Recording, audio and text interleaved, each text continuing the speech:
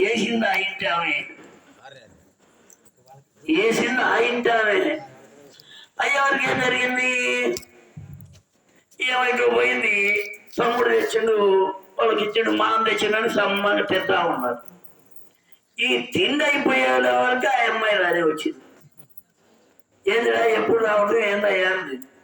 ఆ బయలుదేరినాక మొక్క ఉన్నది మధ్య ఒక ఆవులో ఒక ఆయన ముసలాయన దాటి లేకపోతే ఆయన దాటిచ్చినాను, తీసుకొచ్చినాను.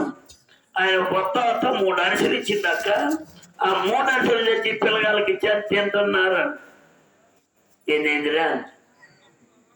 వాగులో ఒక ముసలాయన్ని దాటిచ్చినాను.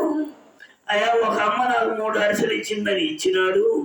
ఆ 3 అరిసెలు తీసుకొని వచ్చి అబ్బాయిలకు ఇచ్చినాను. అప్పుడు గుండె పెరిగిందట. అదే కాక నేను ఇసం ఇచ్చుంటే, ఇసం వేసినటువంటి అరిసెలు 3 ఇచ్చినట్టే. ఇది ఏదికి వచ్చినాయి? నేను ఏం చేశానో అవి నా కాడికే వచ్చింది. ఇప్పుడు నా పిల్లగాడు, నా ఇల్లు, నా సంసారం ఏమయ్యేది? ఎవరు చేసుకున్నది వాళ్ళకేనో, ఎంత చేసుకుంటే అంతేనో. పుణ్యం చేసుకుంటే పుణ్యమే, పాపం చేసుకుంటే పాపమే. చేసింది పోదు, చెయ్యంది రాదు అని ఎప్పుడు రోజు చెబుతున్నాడు. ఇవాళ నా కర్మగాలి కనుక నేను ఆయన చచ్చిపోవాలన్న ఆలోచన పెట్టుకొని నిజంగా ఇస్తే నా కుటుంబం ఆగిపోయేది కదా. అప్పుడు అనుకుని తెల్లారి రాగానే సాష్టాంగ నమస్కారం చేసిందంట. ఈ అడుక్కునేది మహానుభావను సామాన్యుడు అనుకున్నానయా.